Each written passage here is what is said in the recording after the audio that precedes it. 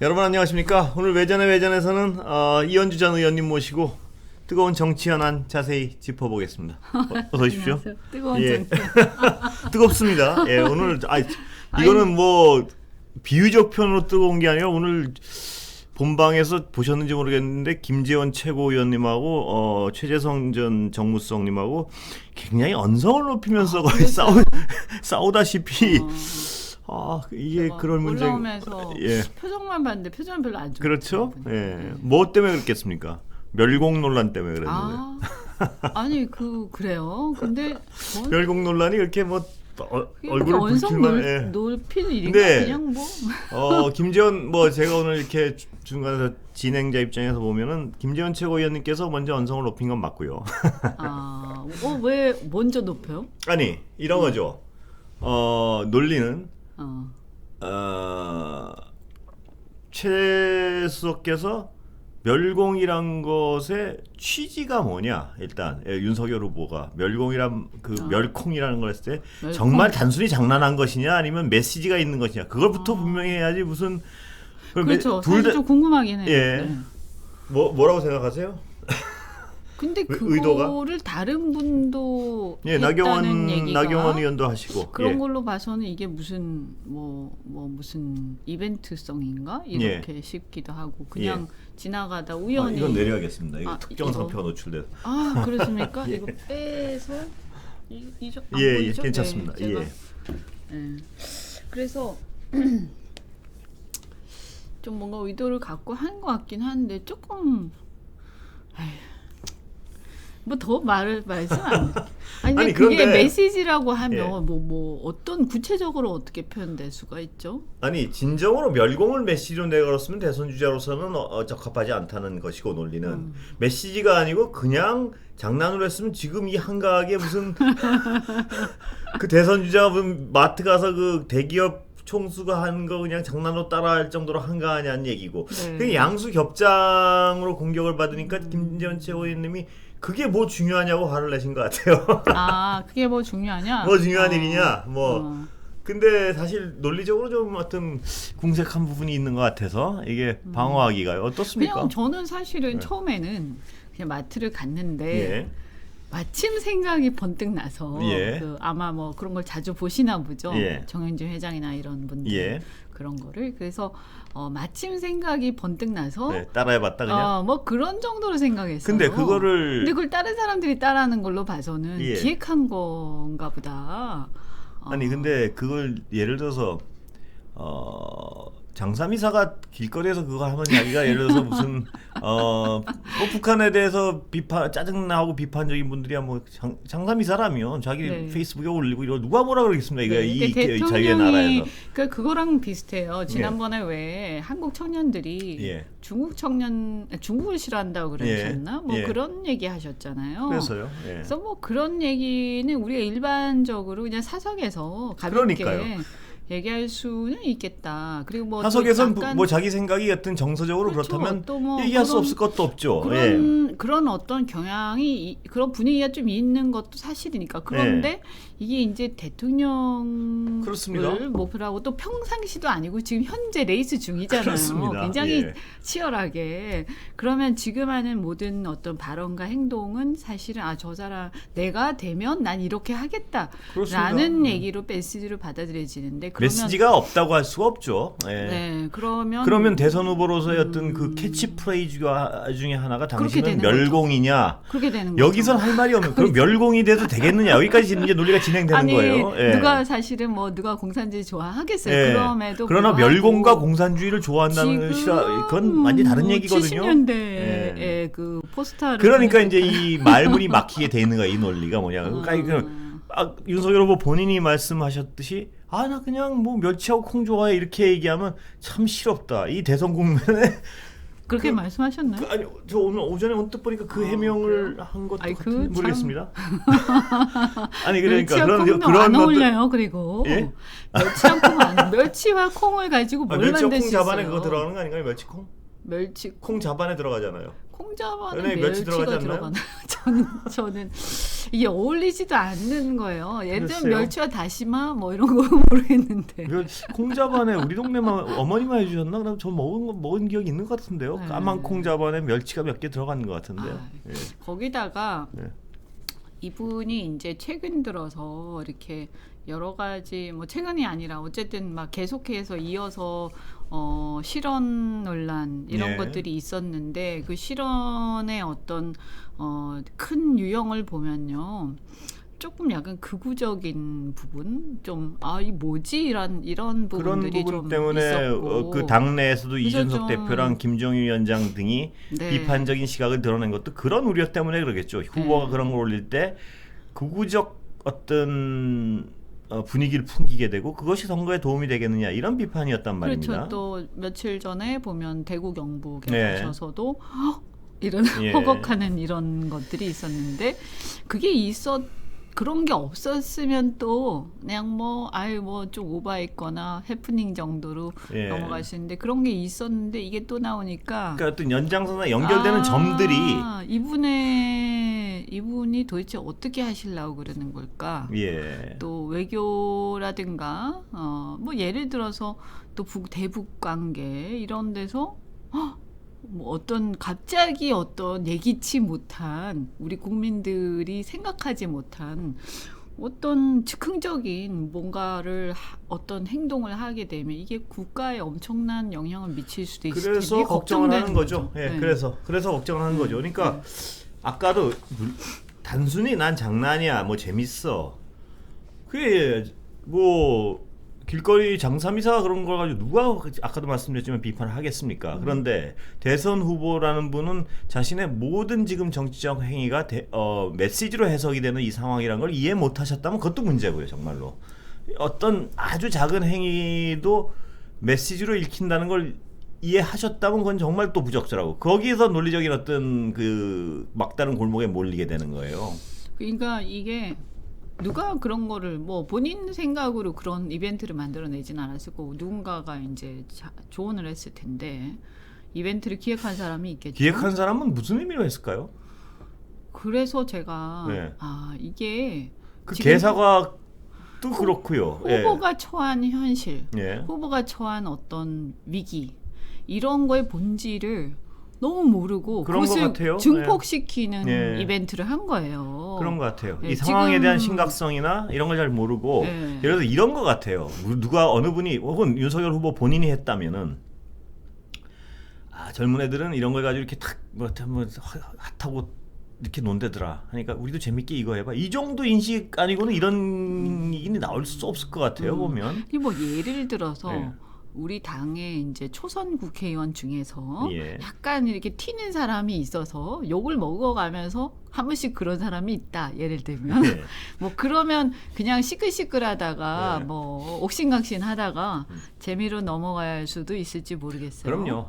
그런데 지금 대선 국면인데 그리고 이분이 지금 처한 위기라는 것이 사실은 어떤 그 불안정성 이런 것들이거든요. 그래서 이게 위기의 본질을 잘 모르고 글쎄요.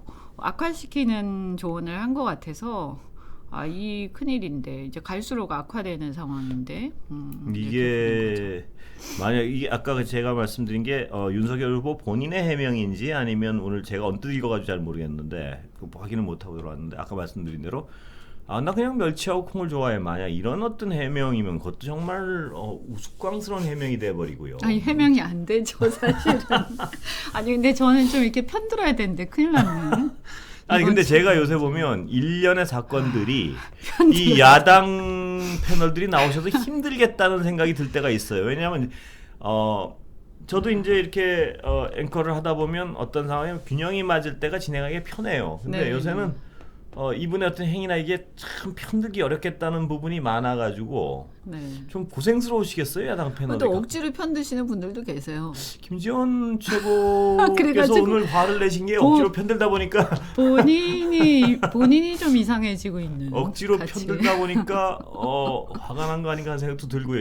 내가 왜 이걸 편들고 있어야 되지 이런 생각을 하셨을 그래 이게 참 힘든 게 억지로 편을 들어야 되냐 아니면 그냥 담담하게 그냥 객관적으로 얘기할 수밖에 없냐 이런 건데 딜레마 있으시겠어요 보면 야당 패널들이 그런데 요새. 이제 제가 이렇게 요즘 국민들의 어떤 수준이나 정서를 보면요.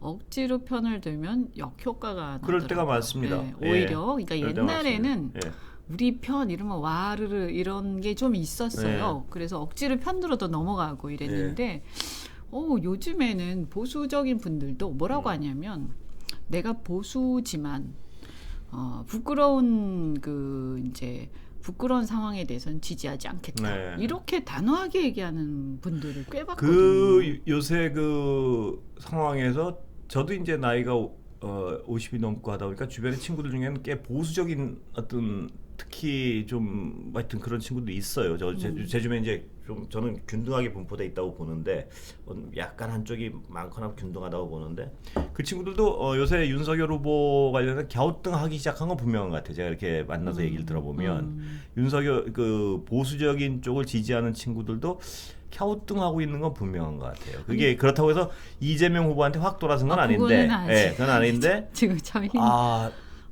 그러니까 예를 들어 투표 정서로 보면 약간 포기하고 싶다 이런 친구들이 좀 든 것 같아요. 투표율이 굉장히 낮을 가능성이 그런 가능성이 있는 것 같아요. 그런 거랑 그다음에 사실은요. 이렇게 저도 사람들하고 얘기를 해보면 보수라서 무조건 국민의힘 이런 거를 떠나서 이제는 사람들이 뭐 진보 측도 마찬가지지만 그 원래 가치에 대해서 얘기를 많이 하는 편이에요. 좀 옛날보다 발전하고 있다고 보이거든요. 근데 그럼 보수라는 게 뭐냐라고 했을 때 사실 굉장히 원칙론적이고 그다음에 법과 이런 어떤 룰 질서를 굉장히 잘 지키고 그러면서 사실 굉장히 품격이 좀 있고 좀 이런 거지 않습니까? 그래서 불의와 타협하지 않고 이런 게 약간 보수의 어떤 가치 중에 하나인데 제가 생각하는 보수의 가치랑 좀 다르고. 그런가요? 그러니까 뭐 가치로 보면 좀 다를 수도 있는데 우리가 보통 이제 이렇게 쭉 생각할 때 맞아 전통을 지키고 좀 어떤 기존의 원칙을 좀 지키고 뭐 전통을 약간 지키고. 그래서 너무 고리타분해 보일 수도 있고 그죠? 좀 우리가 변화를 막 급격히 좀 할 때는 해야 되는데 그런 것보다 원칙에 집착한다든지 이런 게 보수의 가치나 이런 측면에서 보면 오히려 좀 답답한 부분이죠. 제가 여기 이 자리에서도 이 의원님 나오시기에 저는 보수의 제가 생각하는 뭐 어떤 정밀한 규정이 아니고 제가 생각하는 보수의 긍정적인 측면을 저는 몇 번 얘기한 적이 있는데요. 제가 생각하는 긍정적 보수는 뭐냐면 이 진보가 이상을 얘기하고 가치를 얘기하고 너무 빡빡하게 무슨 가치를 자기들이 다 이렇게 규정하듯이 딱딱 얘기할 때 보수는 좀 여유가 있으면서 세상을 돌아가게 하고 그거 그렇게 되는 거 아니야 이러면서 현실에 대한 현실을 얘기를 하는 거죠. 그러니까 아주 좋게 표현하면 유능하다는 거, 세상을 돌아가게 한다. 저는 이런 게 옛날에 과거에서 보는 좀 주류의 어떤 주류의 보수. 그러니까 좀 그래서 너무 꼬치꼬치 따지지 않고 세상 그런 거 아니야 하면서도 세상을 좀 그러니까 좀 돌아가게 하고 일이 되게 하는 거. 그게 보수의 어떤 유권자들한테 어필하는 부분이라고 생각하는데 문제는 뭐냐면 지금 윤석열 후보로 대변되는 보수는 절대 일을 돌아가게 하는 유능하고는 거리가 멀단 말이에요. 이 약간 뭐랄까 왜 윤석열 후보를 지금 보수는 뽑았을까? 거기 보면 제가 보면 이건 제 평가인데 윤석열 후보가 대통령이 되면 시원할 것 같다는 느낌이 많은 것 같아요. 시원하게 그냥 진짜 한번 시원하게 이기는 건 윤석열이다. 예를 들어서 홍준표를 뽑아서 이기면 더 좋겠지만 윤석열을 뽑아서 이기는 게 훨씬 더 시원하다는 생각을 하는 것 같아요. 그 지지자들이. 뭐 거침없이 앞으로 나갈 것 같은 그리고 거. 원래 문재인 정부랑 싸웠으니까. 그렇죠. 그런 어떤 근데 강대한 뭐 이렇게 좀 강단 있는 뭐 그렇죠. 이런 거. 네. 그게 근데 어떤 제가 아까 얘기하는 보수가 어필하는 그 유능함, 뭐 일이 돌아가게 이건 아무 상관없는 약간의 증오심이 깔려 있었단 말이에요. 그런데 문제는 윤석열 후보가 지금 근원이 저는 약간 흔들린다고 생각하는 게 공정과 상식 부분이 사람들이 많이 갸우뚱하게 해도 그게 깨져나가기 시작할 때 가장 컸고 그 다음에 이 준비가 안 됐다는 부분 때문에 보수에 워낙 강한 우리나라 근데 보수가 그렇게 유능해진 적이 있었나 하면 또 그것도 갸우뚱하게 되는 부분은 있어요. 뭐냐면 옛날에 옛날에 이명박 대통령이 유능할 줄 알고 뽑았죠 사람들이. 그런 의미에서는 뭐냐면 네. 경제도 살리고 주가도 막 뛰어온다 그러고 하니까 야 우리 좀 잘 살게 되나? 네. 저 양반 지저분한 건 다 알지만 뭐 어느 정도 이렇게 기업을 해봤으니까 이런 기대가 있었단 말이에요. 근데 그때가 뭐 지나고 나서 보면 경제가 그렇게 나쁘지는 그렇죠. 않았어요. 네. 네. 그럭저럭 사실 정부는 돌아가는데 다만 이제 너무 가치는 또 없는, 그러니까 뭐라고 해야 되죠? 보수도 가치가 있거든요. 이렇게 그럼, 예. 정의와 법을 지키고 정도를 그렇죠. 가는 네. 그런, 그러니까 특히 서양에서 보수라고 하면 이렇게 어떠한 원칙을 지키면서 가는 뭐 기독교적 가치긴 합니다만 좀 그런 게 있는데 이제 이명박 대통령은 이제 저는 뭐 경제나 여러 가지 면에서는 그래도 유능한 사람들 잘 뽑아서 많이 했는데 그런 도덕적 가치라든지 이런 면에서 너무나, 그리고 이 어떤 공사의 구별이나 어떤 사익에 너무나 그렇죠. 진실했죠. 그래서 사실은 이제 보수의 가치가 뭐냐라고 했을 때 제가 볼 때는 사실 공익이라는 면에서 민간의 어떤 사익과 공공의 어떤 공익 이런 것들이 철저하게 구별이 되고 그렇습니다. 이상적인 보수, 아까 얘기했지만 네. 이상적인 보수 말씀하신 대로 약간 어떤 기독교적 품위, 그런 품위. 그러니까 막스 베버의 그런 어떤 독일의 막스 베버라든지 이런 어떤 기독교 정신에서 오는 청교도 정신과 비슷한 어떤 면에서는 그런 게 원래 서양에서의 보수의 그렇습니다. 그 가치죠. 그리고 뭐 좀 쉽게 얘기하면 품위 있는 좀 어떤 자신의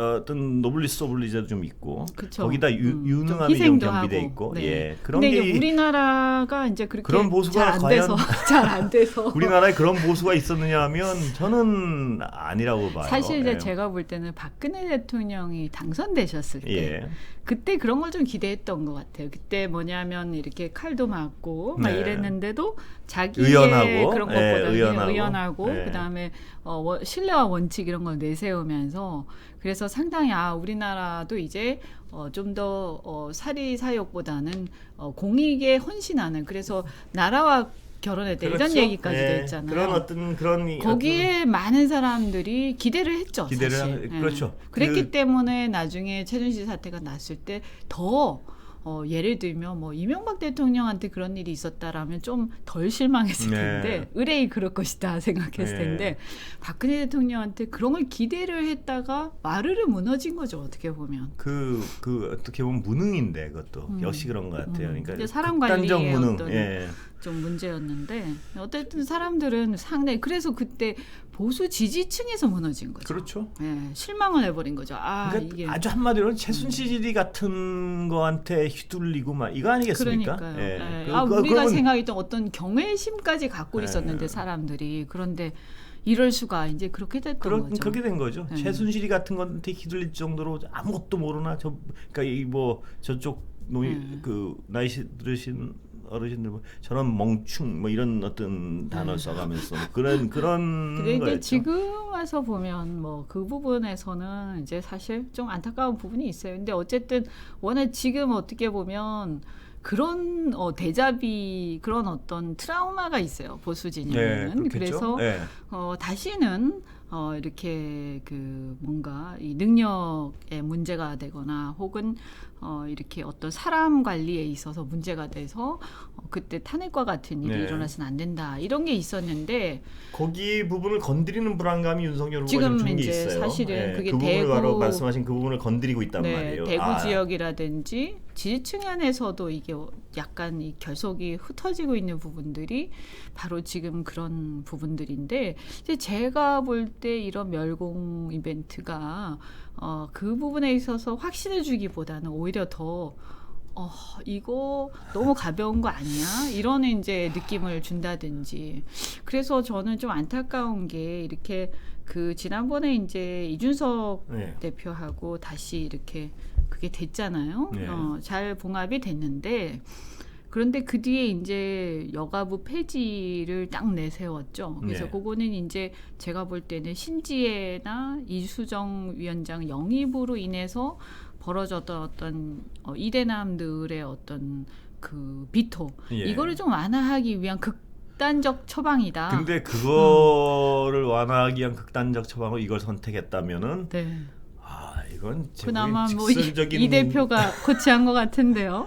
근데 저는 거기까지는 그래도 뭐 좀 그것도 논란이 있지만 그것까지는 얼마나 오죽하면 그렇게까지 멸공까지 했을까. 온 거는 이거는 뭐 거의 그 뒤에 계속 이어서 약간 이렇게 너무 가벼운 어떤 홍보가 계속되면서 이게 약간 희화도 되고 있다. 문제는 재미도 없고 의미도 없어요. 재미없습니까? 재미없어요 저는. 저는 재미가 없는데 네. 저걸 과연 재밌다, 웃기다 이렇게 받아들일 사람들이 많을까 하는 건 또 뭐 모르겠습니다. 그거를 좋아하는 사람들은 이미 찍을 사람들이죠. 그리고 이 정도로 그렇게 아주 반짝거리고 재밌지도 않아요. 이 정도의 어떤 그거는 그냥 뭐 멸치와 콩으로. 근데 정영진 그분이 또 상당히 그러시네요. 보니까 그죠? 모르겠습니다. 대기업 총수야 뭐 자식이 자신들의 정치적 지향을 가질 뭐 자유가 있죠. 자유가 있는데 그게 근데 저는 그런 생각을 합니다. 뭐냐면 정치적 지향을 가질 분명한 자유가 있죠. 대기업 총수가. 그런데 그분들이 어떤 자기 의사를 이렇게 표현하는 거 저는 뭐 그걸 누가 뭐라 그러겠습니까? 그런데 저는 하나가 있는데 그 자신이 가진 기업이 자기 지분 100%짜리 자기 게 아니란 말입니다. 그럼 거긴 수많은 주주가 있는데 책임이 있다 이거죠. 수많은 주주가 있는데 그 주주이익을 침해할 가능성이 많아요. 어떤 이런 이 단순한 중국하고의 그렇다면 저는 그거는 책임감을 안 갖는 건 문제가 있다는 생각이 들어요. 주주들이 좀 우려하겠죠, 제 생각에. 그렇다면 주주를 생각 안 하고 예를 들어 지분 100%라면 자기가 마음대로 하면 모르겠어요. 그거는 자기 회사니까. 근데 지분 몇 프로를 가지고 나머지는 여러 주주들로 구성되어 있었는데 자신의 정치적 견해를 좀 가볍게 표현해서 그게 만약 기업에 해를 준다. 뭐 중국과의 관계도 그렇고 혹은 또 그런 어떤 견해를 좋아하지 않는 국민들이 뭐 이렇게 선호도가 떨어진다든가 이걸 자유라고 할 수 있을까? 책임감이 좀 부족한 거 아닌가? 저는 그런 생각은 해요. 뭐냐면 개인적인 사석에서 그분이 누구한테 난 공산당이 싫고 중국 애들 정말 뭐 이런 얘기 누가 뭐라 그랬습니까? 그걸. 근데 그분이 어떤 자신의 생각과 그거를 공개된 자리에서 자꾸 표출함으로써 기업에 예를 들어서 분명한 피해가 있다는 그 상관관계가 연결된다면 그거는 자유보다는 자유가 아니라고 봐요, 저는. 그러니까 우리가 이제 그러니까 높은 자리에 특히 대통령이라든지 이런 분들은 그분의 일거수일투족에 의해서 대한민국 국민 개개인의 삶이 엄청나게 영향을 받고 예를 들어서 뭐 진짜 돌멩이 하나에 개구리는 맞아 죽는다잖아요. 그래서 근데 실제로 그런 일들이 일어나거든요. 그렇죠? 그래서 심지어 국회의원 같은 경우에도 어떤 잘못된 법을 하나 만들어서 지난번에 왜 옛날에 전환법이라는 게 있었지 않습니까? 그거 뭐 잘못 만들어 가지고 도매상들이라든가 이렇게 상인들이 단추 하나 만드는데 다 인증받아야 되는 그런 게 돼서 거래가 완전히 그때 왜 그러냐면 이게 우리가 물건 하나하나 그 왜 가습기 살균제 때문에 나온 사건이었는데 가습기 살균제 사건이 일어나니까 이게 오바를 해가지고요. 모든 공산품의 재료 하나하나를 인증을 받게끔 한 거예요. 그러니까 여기 단추 하나도 따로따로 다 인증받아야 되는 거예요. 단추 하나도. 그러니까 어떻게 되냐면 거래가 생산이 중단되는 거죠. 그래서 그때 난리가 났는데 이거를 급히 이제 개정을 했죠. 그래가지고 근데 그 난리 난 한 몇 달 동안 사람들이 거의 이게 완전히 아비규환이었어요. 그 이해관계자들. 근데 그런 별거 아니죠. 국회의원들 법 만드는 입장에서는 자기들은 그렇게 생각했을지 모르지만 그 하나 때문에 별것도 아닌 법 하나 때문에 국민들은 거기서 수개월 동안 그 장사를 못하고 생산을 못했단 말이에요. 이런 것처럼 중국을 우리가 뭐 좋아한다는 얘기가 아니에요. 뭐 저는 사실 개인적인 저도 견해가 있죠. 그렇지만 이제 어쨌든 현실에서 존재하는 우리 이웃 국가하고 어쨌든 G2잖아요. 그럼요. 그래서 엄청난 영향력이 있는데 좋아하자는 얘기 뭐 무조건 굴복해서 굴종적으로 하자는 얘기가 아니고 우리 주체성은 지키더라도 그런 부분은 상당히 예민하기 때문에 우리 경제 거래가 무역 거래가 계속 물론이죠. 있는데 그게 뭐 좀 신중하게 할 필요가 있다. 그게 어떤 지방 어디 지역구 출신 의원이면 그럴 수 있죠. 근데 대선 후보가 예를 들어서 예를 들어서 어떤 여당의 후보가 지금 미국 제국주의 이런 식으로 아마 그 용어를 하면서 캐치프레이즈를 건다고 생각해 보십시오. 그게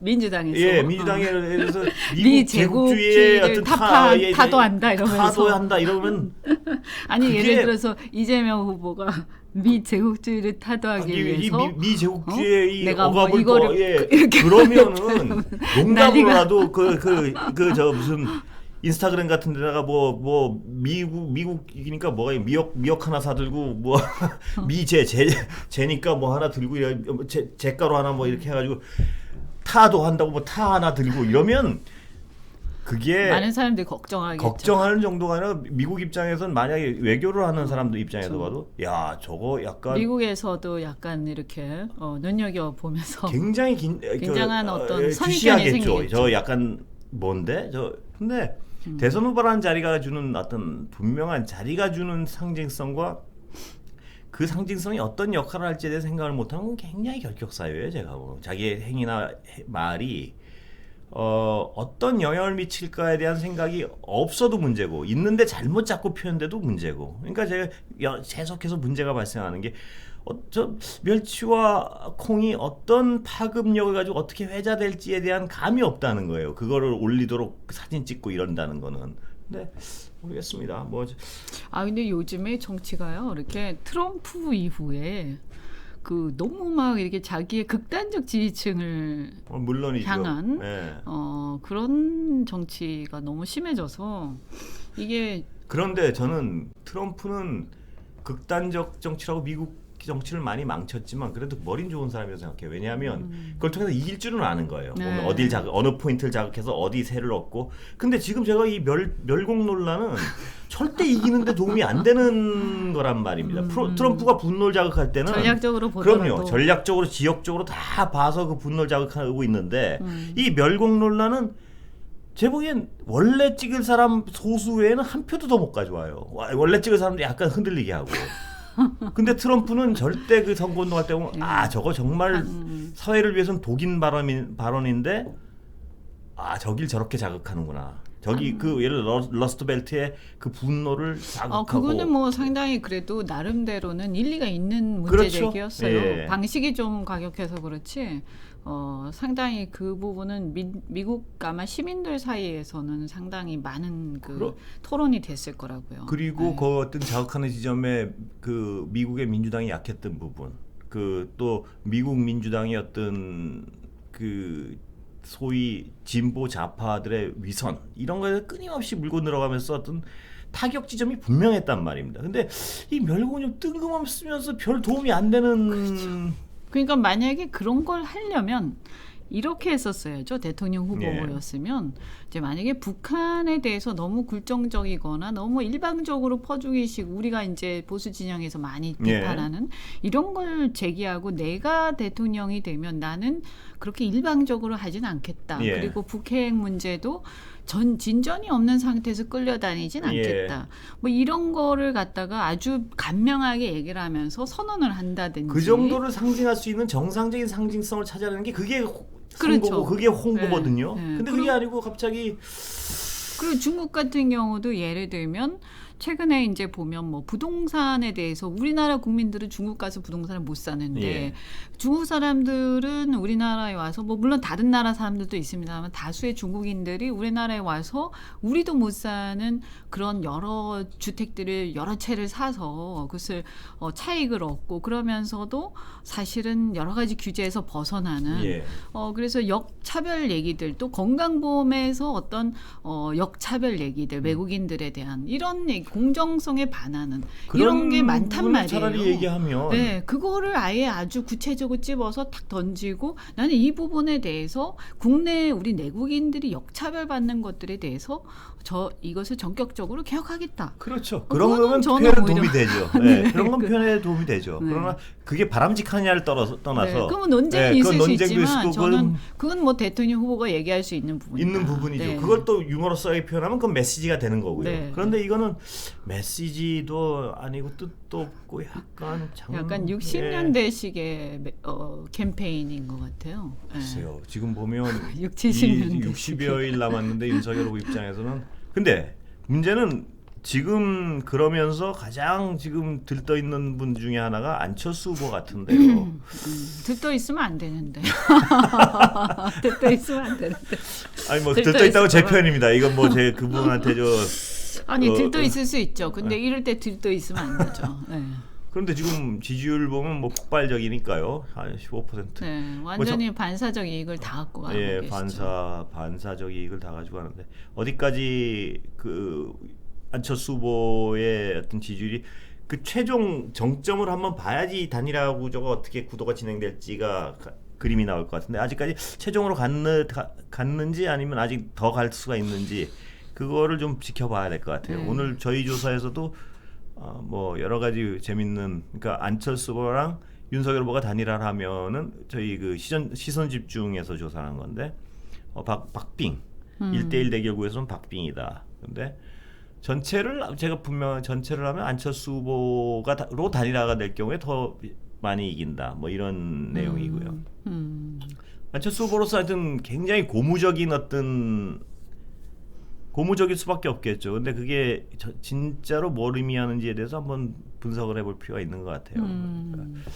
일단 어느 층에서 그렇게 많이 그렇죠. 올라가냐면. 그러니까 그게 딱 그 부분이 그런 거죠. 네. 그러니까 단일화를 해야 한다는 쪽에서 보면은 단일화를 해야 한다는 쪽만 조사하면 윤석열 후보가 돼야 된다는 쪽이 더 많아요. 또 뭐냐하면 아직도 야당의 지지층은 윤석열 후보한테 마음이 더 가 있는 건 분명한 사실 같아요. 안과 윤을 보면은. 네. 아직도.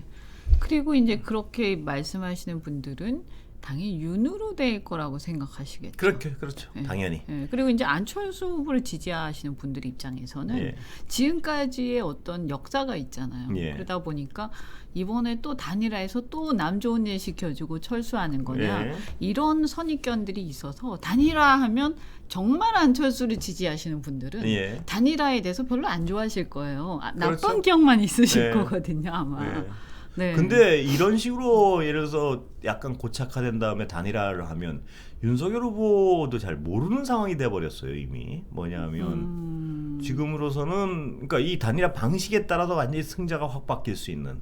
그러니까 안철수 후보는 무조건 전 국민을 얘기할 거라고요. 저번처럼 이번에는 뭐 그럴 수밖에 당연히. 없죠. 뭐 당연히 그거는 그렇게 안 하면 안철수 후보가 응하겠습니까? 그런 상황에서는 안철수 후보가 굉장히 유리해지는데요. 문제는 뭐냐면 전 국민을 윤석열 후보 측에서는 어쩔 수 없이 단일화에 굉장히 단일화를 할 수밖에 없는 상황 같은데 그렇다면 안철수 후보한테 안철수 후보의 어떤 단일화 안을 상당 부분 받아들일 수밖에 없을 텐데 그러면 장담할 수 없는 상황이 전부 돼버린 것 같아요. 이미 60일도 안 남았는데 이게 그러니까 문제가요.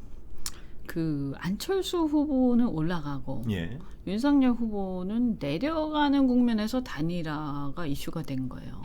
그렇죠. 이렇게 되면 사실은 올라가는 후보로 되는 게 이기는 단일화가 되는 거거든요. 그렇죠. 그건 당연한 거 아닙니까, 그렇죠. 사실? 그러니까 이게 윤석열 후보 입장이 굉장히 난감한 상황이 된 거죠. 안 할 수도 없고 하자니 자기가 안 될 거 같고. 안 될 가능성이 높아졌죠. 그러니까 지금으로서는 뭐 단일화를 하면서 전 국민을 안 하고 서로 당이 다른데 뭐 국민의힘 지지층만 한다든지 보수 지지층만 한다든지 이건 말이 안 되는 얘기라 그건 아예 성립 자체가 안 되는 거고요. 결국에는 그냥 객관적인 이 층을 가지고 할 수밖에 없기 때문에 그러면 바로 직전에 뭐가 있었냐 서울시장 단일화가 그렇죠? 있었죠. 그래서 그때 전 국민 여론조사를 했거든요. 그랬는데도 물론 그때는 저기 오세훈 후보가 됐죠. 간발의 차이로. 근데 그때는 사실은 안철수 후보가 상당히 처음에는 앞서 나가다가 점점 이렇게 수렴해 가고 오세훈 후보가 사실은 조금 뭐 뜨는 것까지는 아니지만 살짝 이렇게 완만하게 오르는 국민의힘이 완만하게 오르는 기세를 막 올리던 참이었어요. 처음에 안철수 후보가 나와서 바람을 먼저 일으키고 그 환경 속에서 국민의힘이 힘을 얻어가지고 그때 이제 완만하게 국민의힘이 올라가던 기세를 올리던 상황이었기 때문에 그때는 사실은 누가 될지 장담할 수가 없는 그런 상황이었죠. 물론 초반에 안철수 후보가 잘 나가고 있었기 때문에 또 안철수가 되지 않을까라고 했지만 막판에는 분위기 달라졌거든요. 이게 안철수 후보가 가진 어떤 한계성 때문이란 분석을 많이 하시는데 안철수 후보가 신선한 분은 아니잖아요 지금. 그러니까 이 세 번째 나오셨죠. 그리고 또 철수에다가 이 노선도 약간 여러 군데를 왔다 갔다 하셨고 그런 것 때문에 안철수 후보가 지금 강력한 힘을 받지 못하고 있는 건 분명한 사실 같아요. 안 그랬으면 진짜 어떤 정치의 한길을 걸은 제3지대를 한길을 걸은 분이 지금 와서 하면 이번엔 폭발할 수도 있었던 상황 같은데 그런 게 좀 있죠. 사실 이번 선거는 이분이 어디 분인지도 잘 모르겠고 예를 들어서 민주당에서도 계셨고 그러니까 이분의 제3지대라는 게 무엇인지 딱 오질 않으니까요. 근데 지금은 보수 주자인 듯하면서 보수 주자 뭐가 차별성이 있지? 그냥 어떤 안철수 후보 자체가 가진 어떤 한계 이게 지금 성장의 폭발적인 어떤 에너지를 자꾸 덮는 그런 그러니까 것 같아요. 그 전까지 단일화를 해왔던 그 이제 소위 철수했다 하는 그 이미지가 이제 남아 있는 거죠. 이제 그런데 제가 이렇게 보면 저도 처음에는 이게 되겠어 이렇게 생각을 했는데 이게 왜 이렇게 막 빠르게 올라가지 하는 걸 보면서 어차피 선거라는 게 다 상대적인 거 아닙니까? 그렇습니다. 근데 지금의 어떤 보통 사람들이 단일화의 대상으로 물론 이재명 후보도 있긴 합니다만 보통 윤석열 후보를 대상으로 많이 보니까 그러면 이제 제가 볼 때는 윤석열 후보도 어떻게 보면 민주당 쪽 그러니까 문재인 정권 사람이잖아요. 처음에는. 그러니까 이분이 뭐 보수에 그렇게 목을 담은 적도 이제 한 4개월 됐나요? 그러니까 그렇게 보자면 크게 뭐 차이가 없거나 아니면 오히려 안철수 후보보다 덜 검증된 거죠. 정체성 면에서는 안철수 후보는 그동안 어쨌든 자기의 정책 행보나 발언 등을 통해서 보수층 입장에서 봐서도 이 사람 이런 사람이구나 라는 것들을 쭉 겪어왔는데 윤석열 후보야말로 한 4개월밖에 안 됐기 때문에 그리고 시작은 문재인 정권에서 했었고 또 특히 최근에 이제 박근혜 대통령이 석방이 되셨는데 이와 관련해서 그 적폐 수사를 앞장서서 한 사람이란 말이에요. 그러니까 여기서 오는 또 정체성의 혼란. 그런데 또 이분이 호남에 가셔서 내가 부득이 입당했다 이런 얘기들을 막 하고 하면서 사실 우리 당이나 보수층의 깊숙이에서는 정체성에 대한 의구심이 완전히 거쳐지지 않은 상태. 지금 안철수 후보나 윤석열 후보 두 분이 다 정체성 부분에 있어 명확히 뭘 하겠다는지가 딱 드러난 분은 아니에요. 그리고 윤석열 후보가 가진 제가 가장 많이 무너진 것은 역시 그 부인과 처가로 인한 공정성에 대한 획기적 자기의 의심. 정치적 자산이 그게 무너진 거죠. 그 기반이 무너져 버리니까 지금 근데 그게 문제는 그렇게 쉽게 회복되기 어려운 부분이라는 얘기죠. 그게 그 근본 원인이 제거가 돼야. 그렇죠. 근데 그게 쉽게 해소가 되겠습니까? 건데. 지금 검찰이 무슨 클리어를 딱 시켜줄 것도 아니고 클리어 시켜준다 그래도 그걸 또 썩히 사람 그런 건 다 믿겠습니까?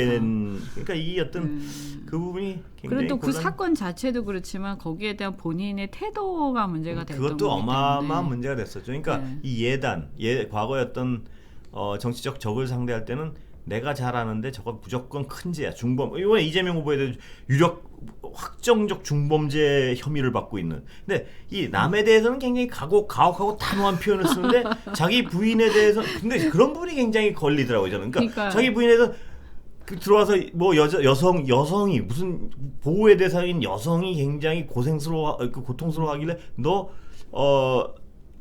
당신 저 무슨 사법 처리까지는 안 갈 거. 그건 또 어떻게 이렇게 부드러운 어떤 예단을 하는지. 그러니까 이게 가장 근원적인 질문을 던지게 하는 거예요. 정치적 적에 대해서는 너무나도 단호하고 가혹한 평가를 아주 쉽게 하면서 옛날에 그 조국 장관에 대해서는 결국은 아무것도 그 부분 권력형 비리라고 그냥 규정을 딱 하고 모든 수사대를 동원했는데 부인에 대해 혐의가 딱 나오면 사법 처리까지는 아닐 거야. 왜 이렇게 갑자기 관대해져요? 그거 좀 이상한. 어쨌든 그런 부분이 그러니까 이게 차라리 말이죠. 전략적으로 제가 봤을 때는 차라리 이재명 후보에 대해서도 그 안에 이제 예를 들어서 뭐 다른 이제 보수 성향의 언론이라든지 또는 기자들이라든지 아니면 다른 의원들이 비판하는 건 모르겠는데 제가 후보 입장 같으면 저는 이재명 후보에 대해서 뭐 좀 껄끄러운 얘기가 나오면 내가 무슨 또 내가 내 입장에서 나도 뭐 비판할 거는 있지만 좀 상가하겠다. 내 입장에서 내가 그게 맞는 스탠스죠. 내 상황 자체가 내가 부끄럽기 때문에. 근데 굉장히 그렇게 하는 게 오히려 더 효과가 있었을 아까 거예요. 집에 대한 어떤 그 장모에 대해서도 10원 한 장 이런 얘기들이 굉장히 사람들이 뜨악하거든요. 왜냐하면 어떻게 자신을 둘러싼 사안을 판단할 땐 너무나도 단호하게 간대요. 그리고 예단을 하고 죄가 없을 거예요. 그 정치적 적을 판단해서는 예단을 가지고 단호하게 가혹해요. 이미 가혹한 실질적으로 보여준 적도 있고. 이럴 때 사람들은 그 윤석열 후보가 내세운 공정이라는 가치에 대해서 그렇습니다 하기가 어려워지는 부분이 어쩔 수 없이 생기는 거예요. 아무리 이 정권이 미운 사람들도 이상한데? 이런 생각을 하게 된단 말입니다. 그래서 오늘 뭐 근데 처음 모시고 너무 길게 하네요. 여기 이 특징은 툭 끊습니다. 그렇군요. 오늘, 네네네. 오늘 말씀 감사하시고. 네. 뭐 안철수 얘기는 한 말씀만 제가 좀 말씀하십시오. 드리면 그 정권 교체를 원한다 이런 사람들이 꽤 있지 않습니까? 저는 안철수 돌풍의 어떤 이면에 이건 있는 것 같아요. 좀 주목해 봐야 될 게 정권 교체 왜 원하냐? 왜 원하냐? 그러니까 이유도 밑도 끝도 없이 그냥 무조건 정권 교체 그 구호만 외치면 돼요. 그건 아니에요, 사실은. 그러면 정권 교체를 원하는 게 어쨌든 문재인 정권한테 부족한 뭔가 만족하지 못하는 그 심리가 반영된 건데 그게 뭐 공정과 상식일 수도 있고 여러 가지 있을 수 있죠. 저는 항상 보면 선거에서요. 우리 예전에 이제 그 노무현 대통령 때 제가 이제 그 노무현 그 말하자면 우리 40, 50대가 그 세대잖아요. 근데 그때 돌풍이 막 일어났는데 그때도 정권 교체가 앞섰어요. 근데 그거를 일시에 뛰어넘었어요. 근데 그때 그 바람의 정체가 뭐냐라고 했을 때 일종의 기득권 교체 내지는 시대 교체 같은 어떤 희망이었고 열망이요. 그래서 그 전에 막 뭐 무슨 그 박정희 뭐 전두환 이런 어떤 산업화 시대 얘기하고 또 거기서 민주화 투쟁하고 이랬는데 이런 거 말고 조금 더 이렇게 좀 더 자유의 본질 그리고 좀 더 이렇게 그 권위적이고 막 멀리 떨어져 있는 정치권이 아니라 우리랑 함께 호흡할 수 있는 굉장히 탈권위적인 정치 그리고 이런 어떤 그 시대가 2000년으로 가면서 그때 기억하실런지 모르겠는데 그 천리안이라든지 막 이런 그 채팅이 많이 유행하기 시작했어요. 그래서 그런 어떤 디지털 시대로 돌입하는 그 상황 속에서 좀 더 이렇게 캐주얼하고 좀 더 이렇게 그 시대가 좀 현대 시대에 맞는 뭔가 그런 그 전에 고리타분한 대한민국이 아니라 좀 더 그 서구적인 좀 더 선진국에 맞는 대한민국 가는 한 길목이다 이런 게 있어서 그런 말씀들을 윤석열 캠프에 전화를 하셔가지고요. 그럼 뭐 하나 좀 만들어 보시죠. 아니 그래서 제 얘기는 뭐냐면 어쩌면 안철수에 대한 기대가 다른 거는 뭐 여러 흠이 있는데.